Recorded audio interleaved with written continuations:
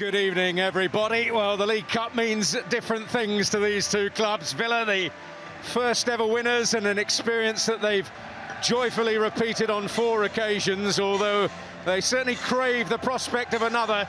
30 years since Savo Milosevic and all that against Leeds United at the old Wembley. But first and foremost, right now, the priority is to get a goal or two. Brentford have the unwanted distinction of having lost more League Cup ties than any other club in the competition's history, 80 in all, but they've been consistently close in this competition in recent years, having reached the last 8 at least 3 times in the last 5 seasons.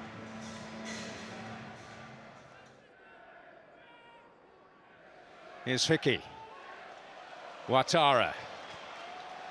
And Henry looking to join the others at the back post here. Rico Henry with a chance!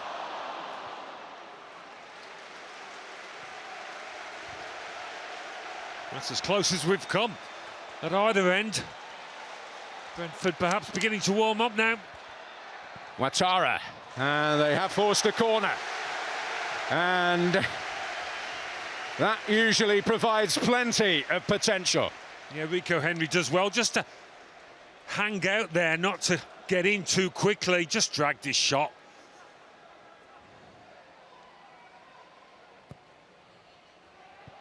On a free header. Sepp van den Berg testing Bizot. Well, he said it done. These set pieces, Brentford always a threat. Always got something off up the sleeve, and Martinez would have been pleased with that one.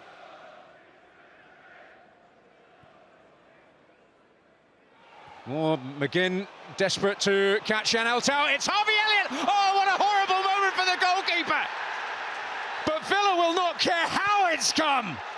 Harvey Elliott, on his first start, at last gets Villa's first goal of the season. I don't think anybody saw that coming, because Brentford had been pretty much watertight defensively. But they were anything but here. What a gift for a team that was badly in need of one. Just takes too much time on the ball. And when Elliott hits it, he must think, oh no, straight down the keeper's throat. But they needed a bit of luck, you sense, to get off the mark this season, and they've just had it.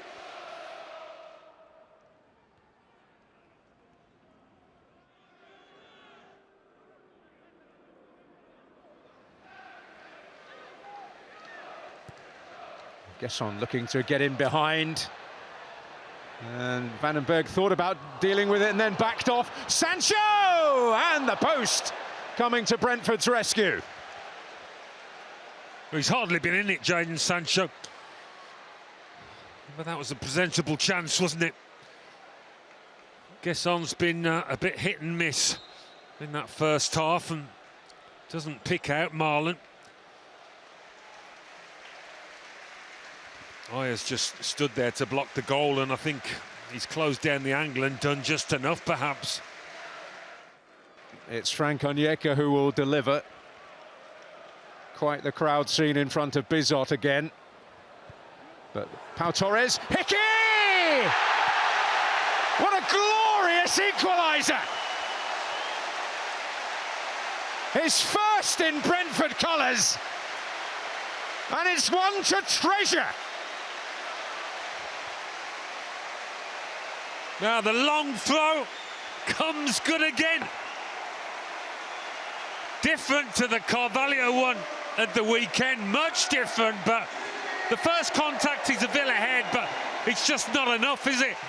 What a sweet volley that is. No wonder he enjoyed it. He controls it beautifully. Comes off Pau Torres right into his path. Have a bit of that. Lovely.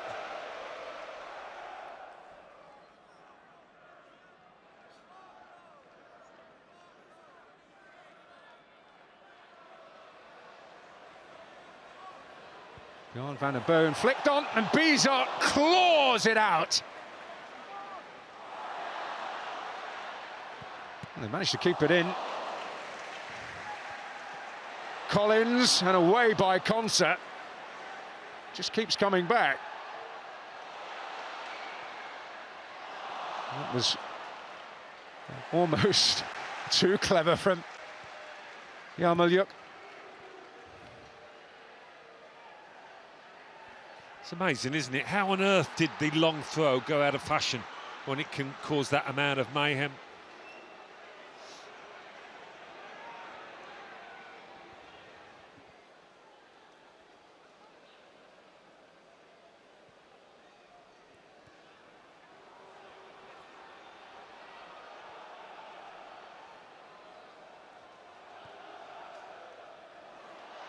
What a shot from Marlon.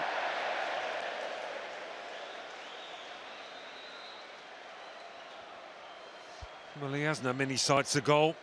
It's been hard work for him.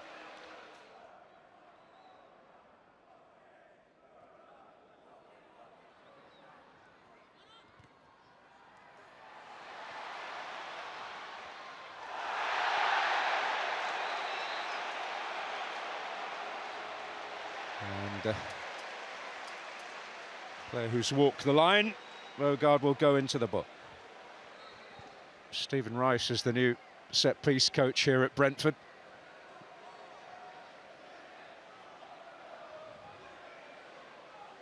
Succeeding the now head coach. Oh, the header from Ouattara. Well, the space for him. I mean, he's going to have to do incredibly well to score from there, but Villa won't be pleased. He had a free header.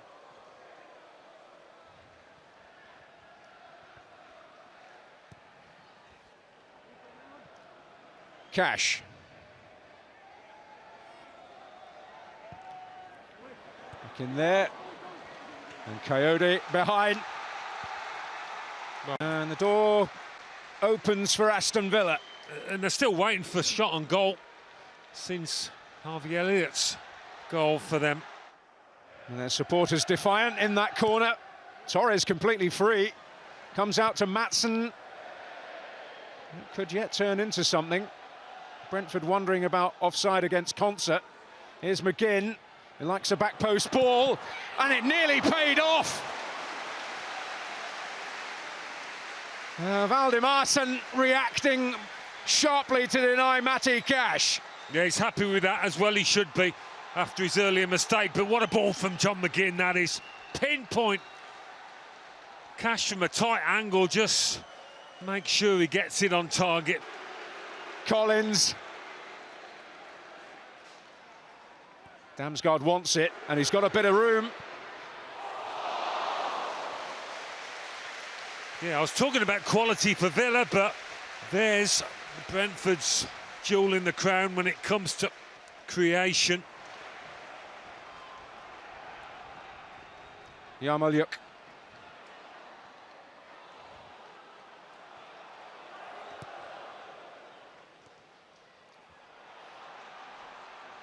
Rodgers. Buendia. One way. Rodgers goes alone. And Valdimarsson able to gratefully grab it at the end.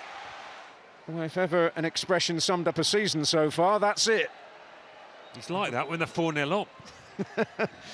They may get better in a little while. Here's Cash.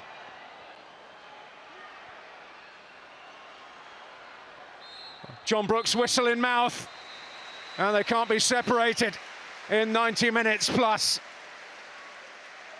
And contrasting goals, Harvey Elliott's first for Aston Villa, owing a huge debt to a huge mistake by Hakan Valdimarsson, who shortly will have the chance of redemption.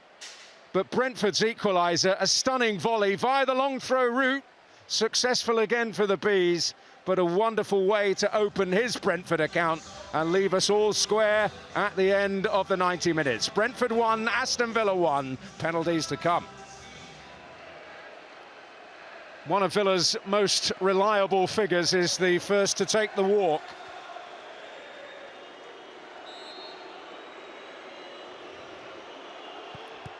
But it's isn't that just the ups and downs of life as a goalkeeper? Valdimarsson, guilty of a horrible error, saves the first penalty in the shootout. So, Fabio Carvalho has the opportunity to give Brentford an advantage.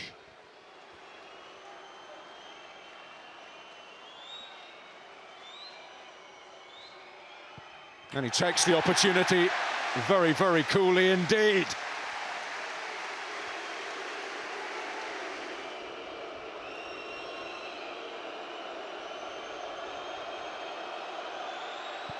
Oh, yes. Excellent work. And Villa on the board.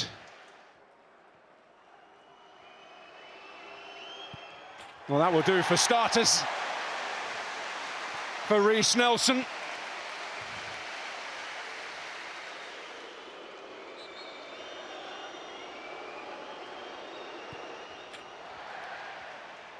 Consummate from Emi Buendia. So Yarmolyuk, Pizzo hoping to produce something, but not on that occasion.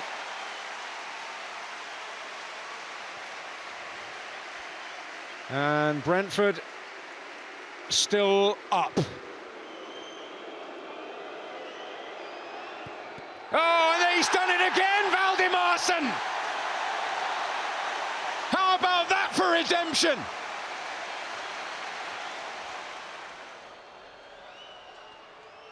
Damsgaard does it!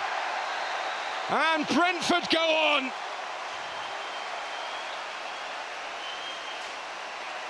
And they all rush